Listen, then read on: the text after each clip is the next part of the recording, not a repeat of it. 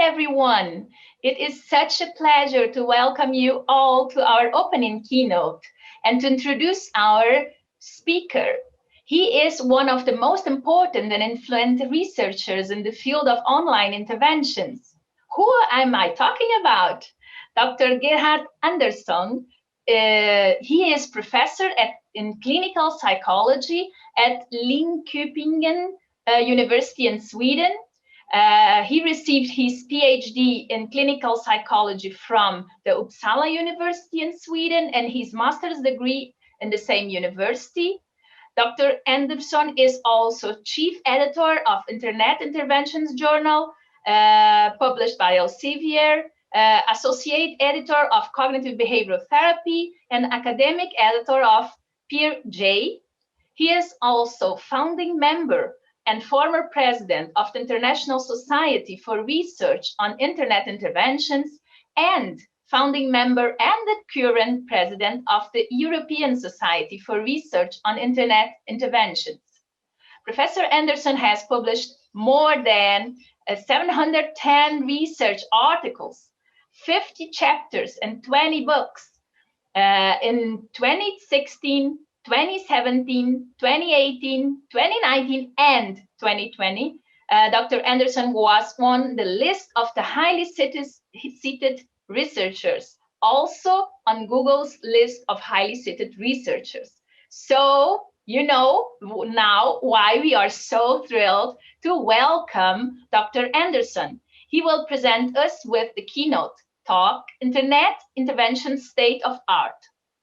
Welcome, Dr. Gerhard Andersson. It is an honor to have you, and thank you so much for accepting our invitation. And thank you for inviting me. It's very strange times now, and of course I would have preferred to go to your country and attend the conference in person. But this is sort of second best, and I hope we can raise some questions and thoughts. And as a starting point, you don't hesitate to contact me afterwards. You can easily find me on the internet if you have any questions. Right. I start off by mentioning something odd, a black swan. You probably haven't seen it because they're supposed not to be around, but if you would see them, it will totally change your view of things. And we wrote an editorial a little while ago stating that perhaps this pandemic now that we're all facing, the COVID-19 pandemic, is such a black swan because the interest and even uptake of online interventions obviously has changed because of this, when it's the only possible way to get psychological treatment. Yeah, I will return to the COVID eventually later on. So what I'd like to do today in this talk, I will give you some background. I will give you many examples of research studies, but also some slide screenshots so you can see a bit how it looks like. And I will tell you a bit about recent developments. I was very proud to hear the introduction of myself just recently, but hey, I'm not alone. There are many other people behind our work and my work, of course. So it's a large group of people who work together very quickly, actually, compared to other kinds of research. Because in just 20 years, the number of studies, controlled studies on internet treatments is well over 300. So that's an amazing development by many people across the world. So this is actually from Ireland, I think, Dublin, when we were able to meet. I mentioned this briefly. It's so obvious that the internet is not only treatment. We know now that across the world, patients, clinicians, all of you probably, by definition, who attend this, access the internet, the World Wide Web, and modern information technology. And I sort of wrote a book a few years back about all these other aspects as well, including online support groups and and those things. So it's important to mention that it's not only treatment. I was a bit lucky. I actually have a background in clinical health psychology. I spent most of my career working with patients who have hearing problems, tinnitus. I don't know the Spanish word for it, acouphonème, perhaps. I don't know. Anyway, so but I also work with balance. But when I returned to Sweden after working in United Kingdom for 1 year, 2 students had an idea that we could use the internet to treat headache. And I'm very thankful for those 2 guys, because it was 1998 and I've been working ever since. As you can easily imagine, that's more than 20 years now. So we've had plenty of time to develop this. That first sounded like a very stupid idea. I thought it was stupid first, but I didn't tell them. I said, okay, let's do it. One problem here that you might confront when you read about internet treatments or web-based treatments is that it's very chaotic when it comes to the terms used. We wrote a paper about this a while ago, but it's just a fact. Some people say online interventions, others say digital interventions, and now when you can access the internet through your phone, through your tablet, through soon your refrigerator, I assume, it's all over the place. But we sort of prefer internet interventions in our community. Nowadays, these things are a bit different from 20 years back, because we can use text and film. Most people have broadband access in my part of the world, but we also have our system, so it adapts depending on what kind of access to the internet you have. For those in the countries where you don't have so good internet access, it becomes sort of less sophisticated, but you can still access it. Internet treatment resembles education, actually, where you have homework. Most of our studies and implementations, you have a psychologist or a clinician who guides you, help you through the process. It means that you're not really there alone. You're not working with a computer. You're actually getting advice, treatment, recommendations, just like you would have had if you saw that therapist live. We're also clear with the deadline, because sometimes in clinical practice you can go on forever with therapy. Support is fairly easy. It can be done by a lay person under supervision of a psychologist or a psychotherapist. Probably not too far in the future, there will be more internet studies than regular psychotherapy studies ever. The speed of 20 years, more than 300-400 trials, you can just start counting. And so that's one thing. And also the largest psychotherapy studies in the world are now internet treatments. There are studies with thousands of people, data from 50,000 people that you've never seen before. And obviously, psychotherapy has had a problem, CBT, cognitive behavior therapy as well, with having very, very small studies, which they don't really trust in medicine because it's too small. Now we can change that by using this format, for studies at least. I'll tell you briefly about the technology here. There might be one or two who are a bit interested. We have a treatment platform that's used for all our studies and also across the world. And initially it was made by a psychologist, but now we have a webmaster guy. And we can always change the format, but it's important to have a stable format and I promise you, for people who use internet interventions, the most important thing is not how it looks. It is that it doesn't crash. Because if you're a patient, you log in and you fail to log in, you only do it 2 times. Then you leave this crap website. So we're very, very careful about user friendliness. Also, we need to consider security. That's less an issue for patients, actually. They usually don't care that much about it. but for other legal issues and security is of course important. Our platform that we use here in Sweden and many others is responsive. It means that if you access this through your computer, it looks like a usual website. But if you go through your smartphone, iPhone or whatever it can be, it looks like a web app. So that automatically adapts. And we've been lucky to collaborate. So now the most recent edition, actually, the platform is in Japanese. I have a Japanese postdoc. And I don't know Japanese, so you understand. It's in Spanish as well, but in the US. So we're running studies in the US in Spanish. And I'm well aware of Spanish, in Portuguese as well. We're running studies in Portugal as well.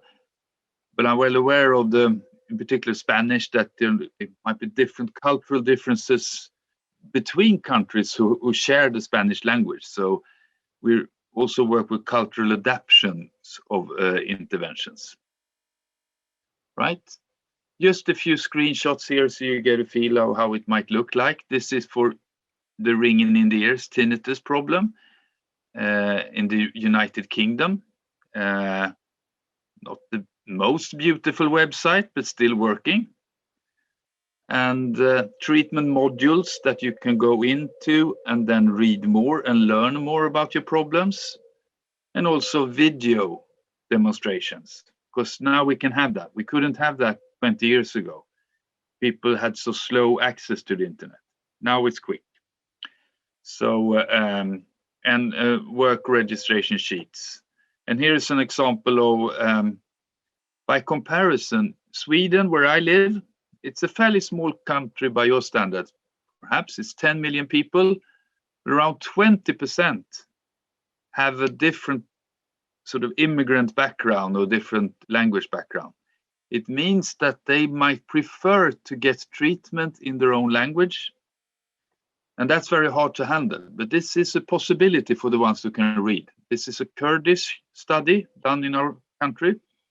So it's kind of a dialect or a language called Sorani. And just an example of that study here, we did a few years back. Obviously, I don't know this language, so there were 2 students and a PhD student as well who could assist to get this done. And I would show you very many slides like this, where you can see treatment and control. Most of you might obviously know this, but perhaps not all. So it means that you have participants and then you randomly allocate them to treatment or to waiting list perhaps, or sometimes another treatment. So this is a typical example where you get either to be in the control group or in the treatment group. And as I suspected, if you're in the treatment group, your depression scores here decreased, but nothing happened in the control group. But then at follow-up, we usually give the guys who've been waiting treatment. So I explain this because sometimes it's researchers, you don't understand what they're talking about because they're too quick, too many numbers. Here's another language I don't know so much about. This is actually in Hebrew. And just to illustrate how we can look like in the app format, we're running studies together with a group in Jerusalem and could be Haifa as well. Yeah, there is another group as well we work with in Israel. And I confess, as a researcher, I find it extremely rewarding and nice to collaborate with people across the world and to see that we can help them a bit sometimes with the technology and very often actually translating treatments from Swedish to another language. Yeah, and here's another, that's actually my research grant I have right now is in Arabic language and focusing on young immigrants. It's not the easiest target population to work with, to be honest, but we're doing our best. So this is one of the recent studies on, it's called SAHA. I think it in Arabic it means kind of good health or something like that. So you learn some things when you along the way. So this was a pilot control trial focusing on adults, and most of whom were categorized themselves as refugees. And you will recognize this already now, you know, since it was a small study, you're not necessarily have them exactly equal when you start, even when you randomize. But in this case, the ones who received the treatment improved a bit more, and the control group did not. Right. I will, of course, talk a lot about my own research, but I'm not alone in this. There are many other research groups across the world. In particular, strong is Australia with Nikolai Tito and his group and some other Australians. There's a lot of work in Europe, but actually less in the United States. And if you wonder why, it has to do with litigation, or that you're not allowed really to practice psychotherapy across states in the United States. So there is work from the US, of course, but not as much as you would expect, because since cognitive behavioral therapy, before, most of the large studies were either from United Kingdom or United States. So, but this has not been the case because they've been a bit afraid to be sued. I think that's what I've heard. But this is a very good example how you can work with this treatment format. This is a study in Chinese and conducted in Australia, because they have a lot of large Chinese population there. And here is actually some work from Colombia, your part of the world. It's Alicia Salamanca Sambria, who spent some time she's in Colombia now, back in Colombia, I know. She spent some time in Ireland, Dublin, with Derek Richards' group, and really innovative, important work on how should you think strategically when you culturally adapt an intervention to another context. Because we don't know exactly how important that is, but most likely it is, you know. And so this is very helpful work, and we have we stay in contact with her, and she's actually helping us a bit now with our work with Arab and Afghan refugees in Sweden here when we develop interventions.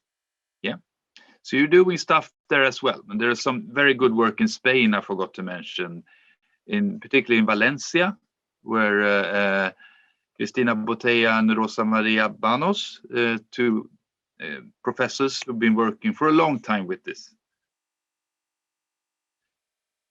This is usually, I started off as a researcher with hearing-related problems and tinnitus and balance. And then I thought, you know, you can only work with a few areas. It's not trustworthy if you do too much. But then I stumbled across this way of working, internet. And I got new colleagues, new PhD students, new students, so we never stopped. So now it's almost easier to mention the things we haven't done research on. And if you wonder, I summarize here, you know, on the left hand, it's more the somatic problems. On the right hand, it's more panic disorder, psychiatric. But we haven't done so much on severe psychiatric problems like borderline personality disorder, schizophrenia, those kind of more severe problems. For good reasons, of course, but we need to be a little bit modest here because, you know, not everything is possible, in particular not self-help treatments like this. What I might return to, or at least mention briefly here, if you're interested, is that even if cognitive behavioral therapy is very good for psychiatric problems like depression, panic disorder, social anxiety disorder, we've done that many, many times.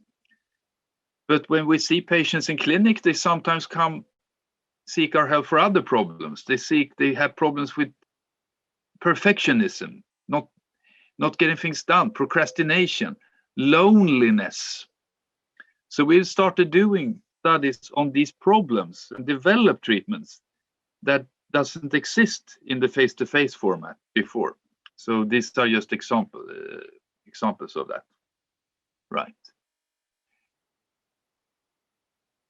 And again, trying to be a bit modest here, it's not only us. I think I can argue that my colleagues and I in Sweden, this small country up in the north, have done the most conditions, most problems, because we never sort of stop with one problem. We go to the next condition. But we haven't done the larger studies, and in terms of implementation, when having it in regular clinic, Australia is ahead of us. Yeah, so they've done a lot as well. So here is just an example of, but it's also good, I think, that it's not one thing that happened to work there in this small country up in the north in Europe. It's been found to work in many, many different places in the world. Like social phobia, social anxiety, it's been replicated in 6 different countries, settings. And that's not been heard of before in regular psychotherapy or CBT research. It's usually 1 or 2 places. And now we're reaching places like Poland, Lithuania, Romania, and where there have been very little psychotherapy or CBT research ever. And so that's very exciting. Right. I promised in my abstract that I would go through different things here, so I will quickly do this now.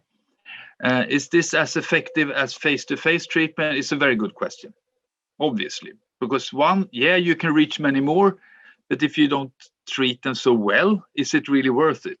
And as a patient, I would of course choose the best treatment, not something that is almost as good or worse because it's free or something. No. So this is the most recent meta-analysis. And to describe that for you, it means that people have been randomized to get internet treatment or seeing a psychotherapist, randomized to those, or going in a group. And this meta-analysis boils down to 0 difference. So there's really no difference. If you get guided internet treatments, it tends to work as good as seeing a therapist. And I'm surprised. And even David Clark, who is a very famous CBT professor, has not published it yet, but he has a social phobia study showing exactly the same thing. So he was convinced, I know. He didn't trust it before until he found it himself. Yeah, and I don't blame him. I was very skeptical myself. I did not believe this first, that this could be possible. Here's one example with a long-term follow-up, a depression study. Because that's another question. Long-term effects. And we know for mild to moderate psychological problems, we get short-term benefits when it comes to depression from almost everything. Many psychotherapies work for depression. But what about the long-term effects? And not only 1 year. This study is a 5-year follow-up with almost everyone completing the follow-up. So that's kind of exciting, the very long-term follow-up. So we did a systematic review of that. And there aren't that many very long-term follow-up. We managed to find 14 studies at least. And to cut the long story short, there seems to be long-term effects even in the longer term. What could be one reason behind this is that some of these studies, many of them actually, patients, participants can print the treatment. And if you have it there, you can go back to it, you can repeat. So it's not like going for 10 weeks to your therapist and then it's bye-bye. You can go 1 year later, you can check it again. You can remind yourself. That could be one possible reason. I don't know, but it's very encouraging because in some studies they have shorter sort of relapse, But I think that could be one difference. If you only go online and then never see it again, yeah. Effectiveness, it means how does this work in regular clinics? There are some more recent ones, reviews of this literature. And to sum this up, I can say that very large data sets now appear to show that internet treatments work in regular clinics, which is not surprising really, because that's what we found with CBT in general. You know, we were blamed, oh, you only have research. It's only research participants. In real life, it will never work. So then CBT researchers did those studies and found that, hey, the difference aren't that great. Of course, there are people who don't benefit, but that's the case every time. So, yeah.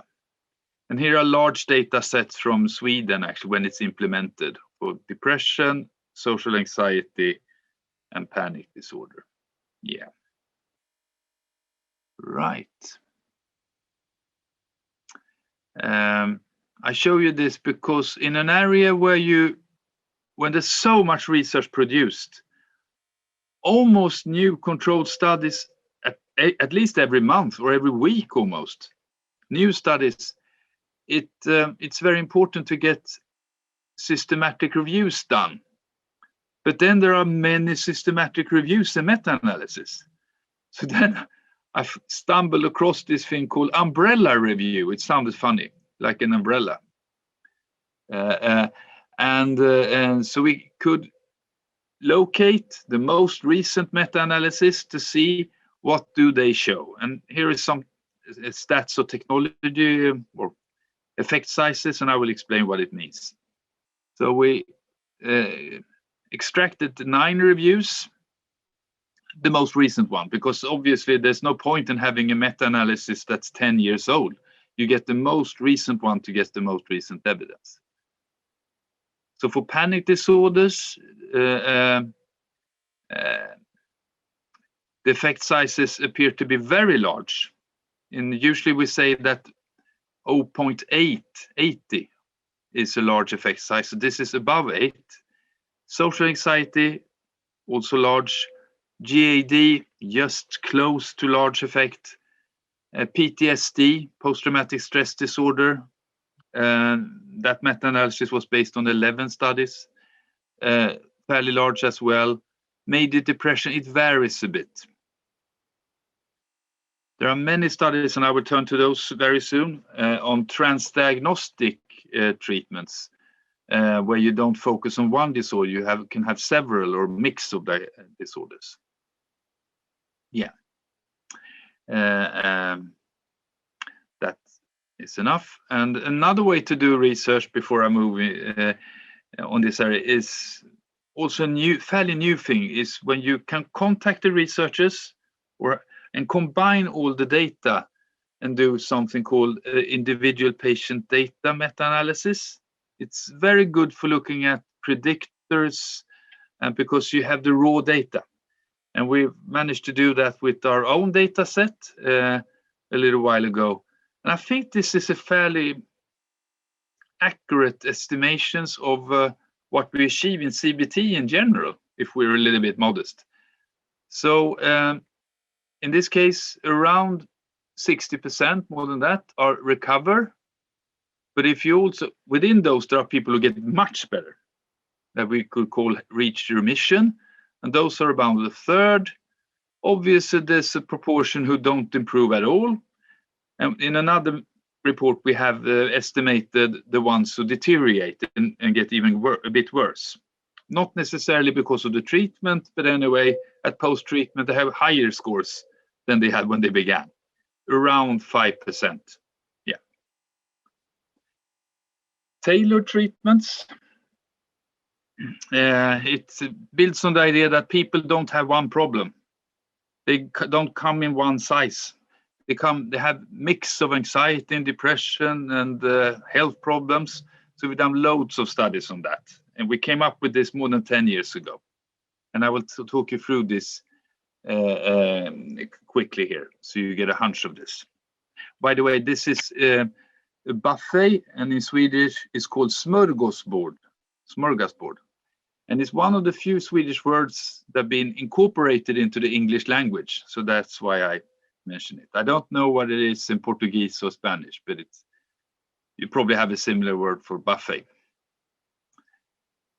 You know, one size fits all sometimes, but there's no need for that in internet interventions, because you can actually tailor your treatment if you have many modules, and depending on the preferences and symptom profile.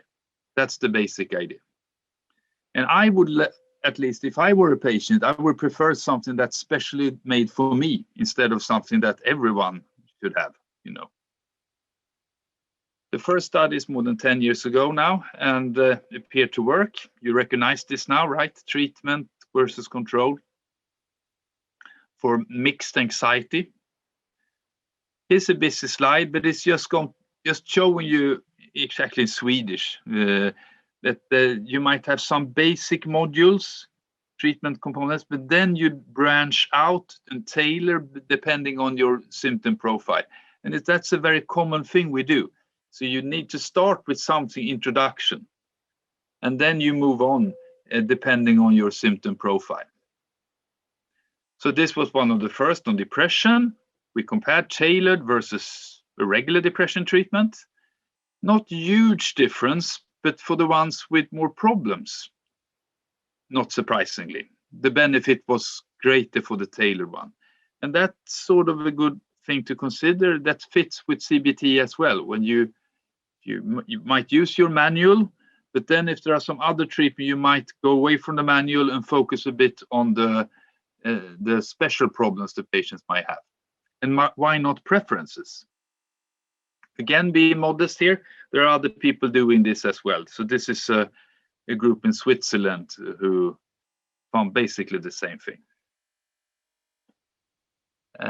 We've done this in primary care, which is, I think, more important, you know, because this is where these patients go.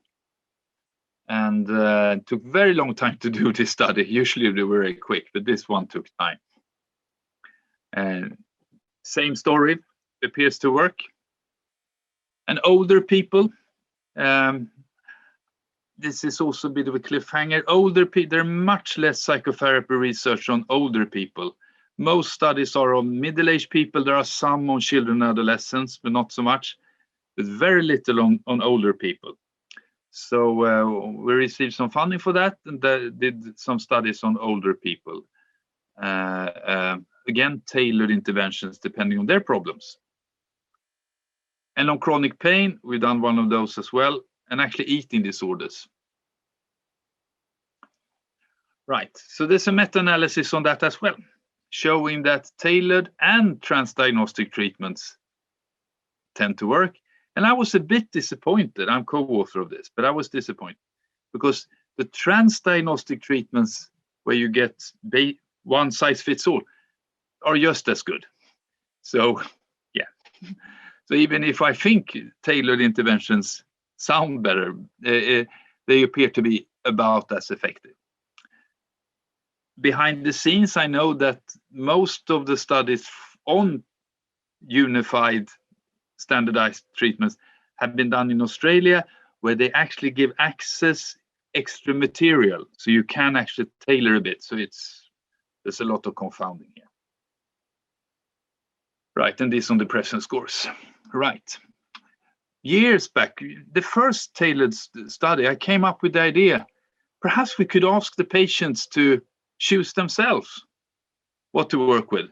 This is very odd because sometimes you can see in psychotherapy you can choose between like psychodynamic treatment or CBT, but there are very few, almost no studies, as I'm aware of, where you can choose what things to work with in a treatment. It could mean, for instance, if you're a panic disorder patient, you might like to work with stress instead. Then you're allowed to do that.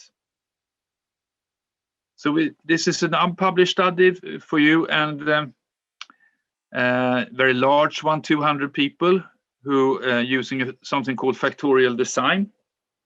In this case, it means that no one waits everyone gets treatment, but we contrast different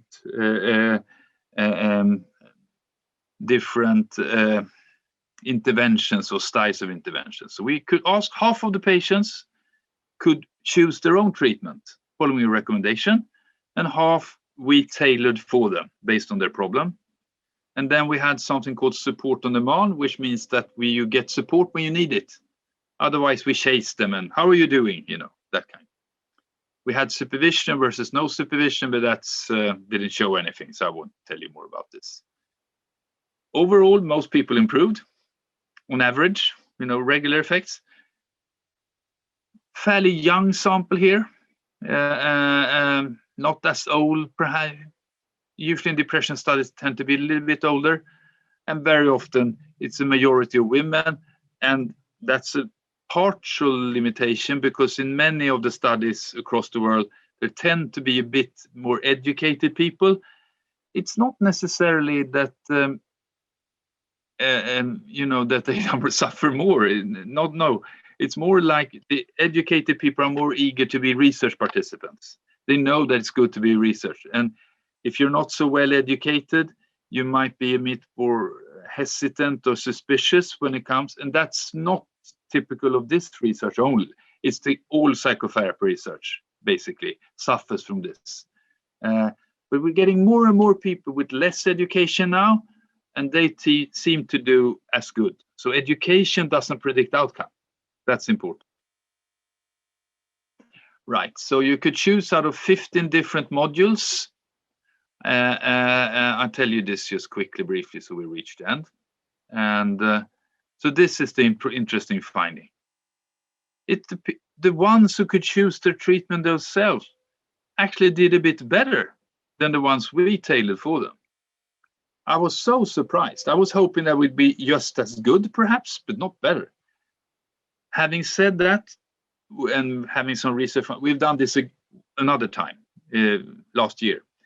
And it's so it doesn't really hold, but we can at least fairly confidently say, after 3 studies, that if you can let patients choose themselves much more, and the effects are about the same.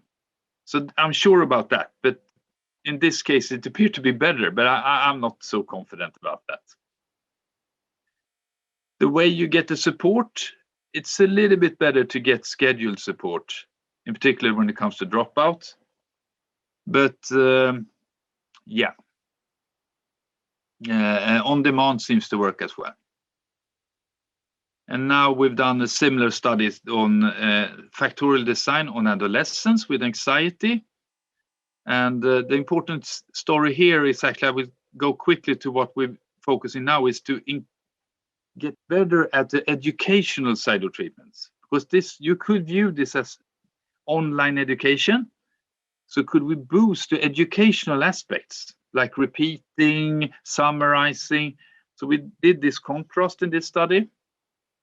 And in particular for younger people, you know, it could be a good idea to see that they really get this, learn the CBT material good.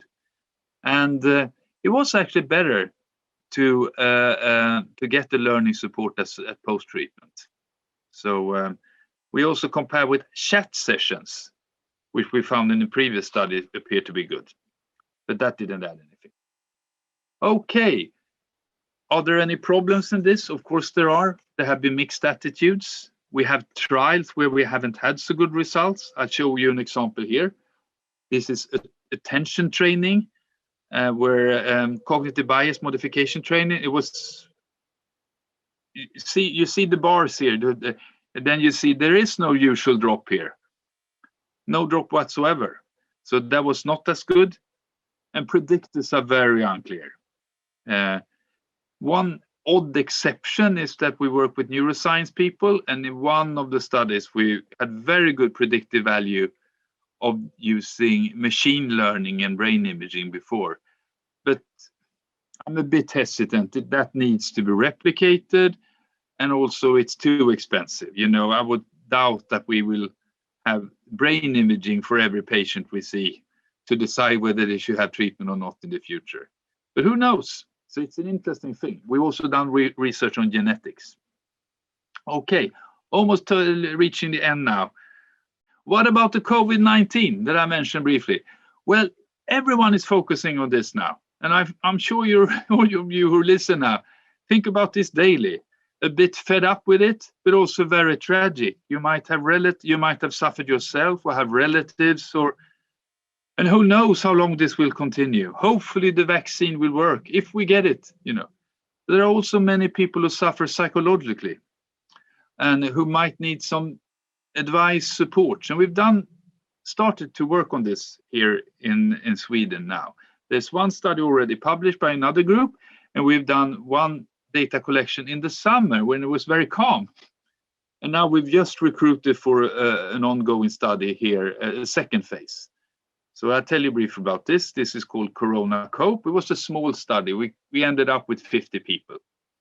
But still, you would recognize this now. We tailored the treatment. So we adapted the treatments based on Corona. You cannot really tell people, go out and if you have social phobia, go out and socialize and hug people. You cannot do that because it's the COVID restrictions. So we adapted the interventions based on that. And based on your symptom profile, we tailored it. And this is like we usually see. The ones who received the treatment received some benefit. The depression score decreased. And the waitlist control group did not, but they received treatment afterwards. So that's kind of promising that we can very quickly, because we came up, as you know, this has been around now for a year. We came up with this idea in the spring. Let's do this. Rush to get ethics approval, and then did this study based on our previous materials. So that's another difference between regular research, that regular psychotherapy research, you cannot set up a trial in 1 month and then run it. So now I'm very thankful for the good students and PhD students and medical doctors I work with as well, who all joined in to help to get this done quickly. Final remarks before we go on to the questions. I think internet treatment is to stay, even if technology might change. It hasn't changed that much really over 20 years. We still have websites, we still email or something similar, even if it's in the phone. But of course, there are a lot of possibilities. And I haven't mentioned virtual reality, and I haven't mentioned machine learning. There are many possible ways to go, but not all of these necessarily make treatment better.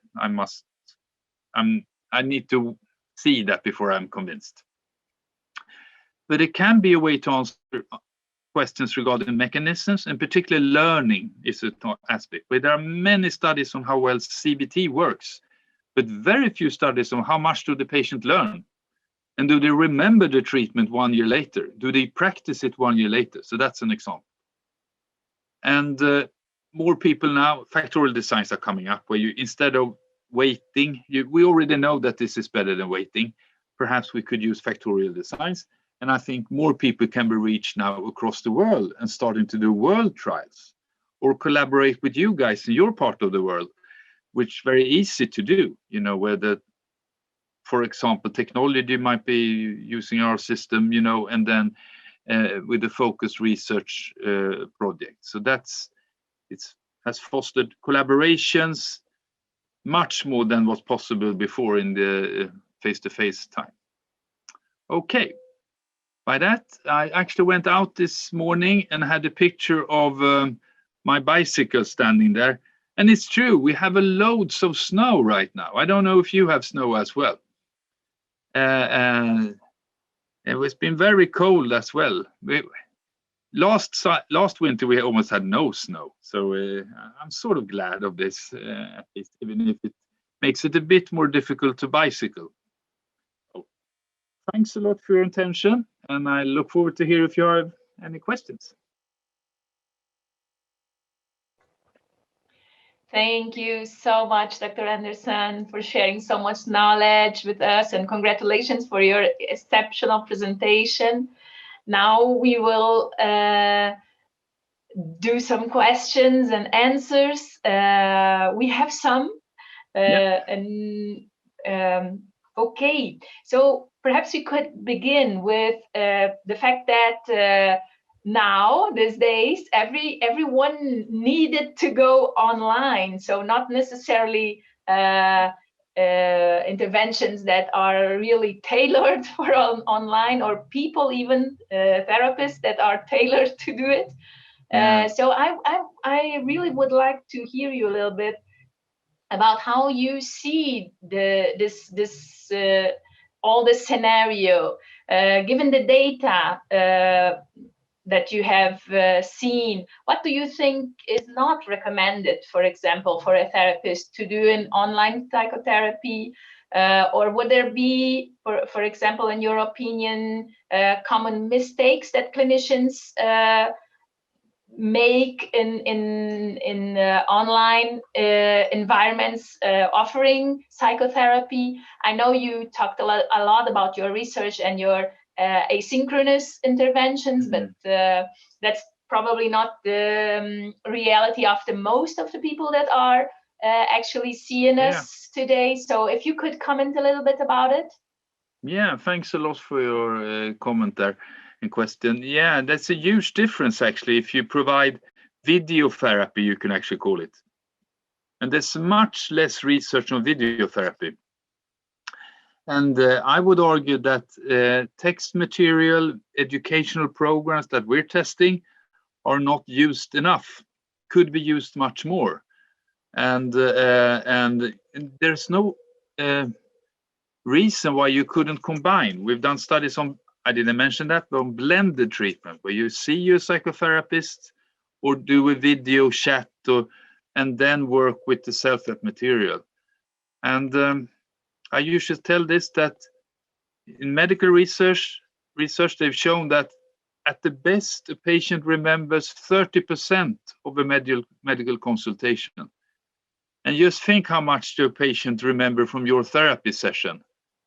Whereas if in our online self-help treatments, they can read several times. They can go back and see the asynchronous comment, support from the therapist several times. And perhaps that's the reason why it works so much good, because there are many good things with face-to-face therapy, many good things. But this misremembering these aspects is one. So yeah, and we really don't know. We've seen here, we have a lot of practice of video therapy here as well in Sweden, and large companies running this. They tend to have shorter sessions, and you could actually miss out on some of the specifics in a video therapy as well. And this thing with illustrating things and so forth. So I'm not against it in any way, but I think it's actually something different. Perfect. Thank you so much. And how do you see the evolution of the internet CBT for the future? What would you say we can expect for after the pandemic, or even for the next years? In which way should probably the research and the interventions be moving? Yeah, I wish I knew, because if I'm lucky, I'm still around. But I think, if anything, and I think I said that during my talk as well, this is a way to develop knowledge. Like, for instance, our work on loneliness now, we have done, we don't know how to treat this so well in regular CBT. So I think what we might see now is that researchers develop, test in an online format, and then transfer back to face-to-face. So manuals are developed through the internet research with larger samples. So that's one of the developments. Another study we're running right now is for self-esteem in adolescents. It's not a psychiatric disorder, but they tend to have a lot of psychiatric problems as well, I unfortunately noticed. But this is something that they really, really very often mention. I have some problem with my self-esteem. I don't trust myself. So why not develop a treatment that's focused on that and test it in research? So that's that's already going on. Then there might be with large data sets we haven't seen before, you might be able to use machine learning and algorithms to predict who will benefit from treatment. That might be so you might develop better interventions as well.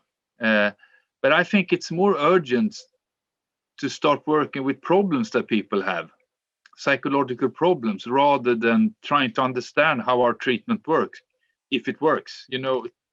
That's important. But there are so many problems, target populations that we haven't done anything for. And language is one aspect. That so much research is only done in the well-off countries and in the majority languages. Yeah. Perfect.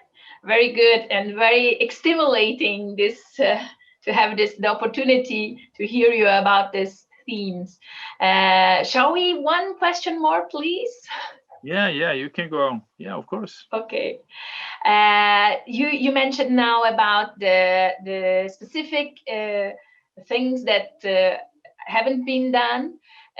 So we would like to hear you a little bit, thinking about Latin America and thinking about we have a lot of specific problems and social and cultural and even economic problems.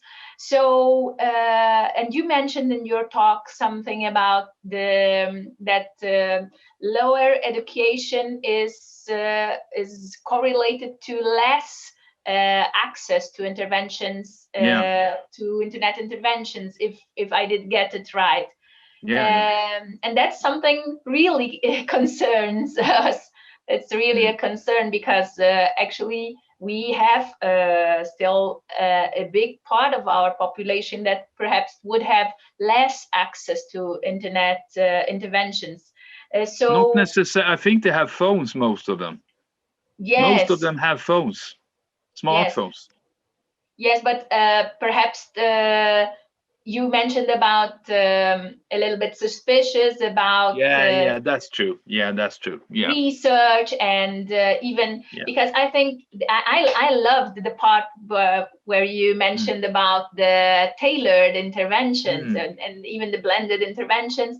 So my research, I do a lot of things, not online, but with the children in schools and with adolescents and public schools. So I was really interested, I would be really interested to hear you a little bit about your thoughts, how we could help people to have more access or to tailor it better for the groups of cultural and social groups that normally don't have the access or don't usually think about the possibility to have such an intervention. I don't know if you can understand what I mean.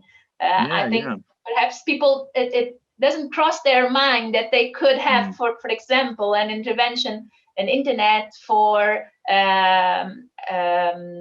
mental health problems, for example. So it would be very interesting to hear your thoughts about it. Yeah, very good comment, and I can just speculate. We're running a study. We did a study in Lithuania on caregivers, people who take care of their sick relative or something, and those people would never go to a psychotherapy or psychiatric clinic. And the stigma and shame of seeking help is, of course, less if you can do this in an anonymous way, So perhaps your population first, but they need to be aware of that's basic marketing, actually. So you read about it in the newspapers, you hear about the story, and then you get to know, hey, I can get help, because it's still the case in many places, in particular older population, that psychotherapy and psychiatry is something that you would never go to, because you need to be very ill in order to do that.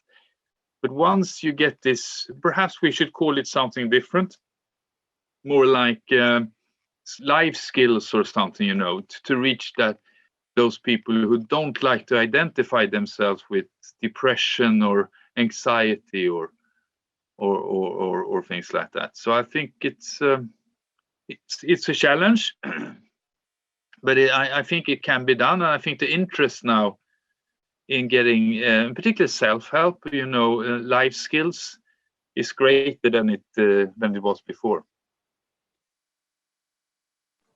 Thank you so much. We could stay here and listen to you and learn from you for hours. I don't know. But yeah, I can learn from you, actually, because you mentioned here your like interpersonal violence. We've been working a bit with that as well. It's very hard. It's very hard to reach those people. Yeah. So yeah, I can learn from you. Yeah. No, thank you. We are so happy to have had the opportunity to hear you. Thank you for your availability, for your generosity, and for in addition offer us this impact contribution with all this research and all this knowledge. Thank you so much, Dr. Andersson. And thanks for inviting me. Okay, and you stay with us. We still have a lot of the schedule ahead. See you soon.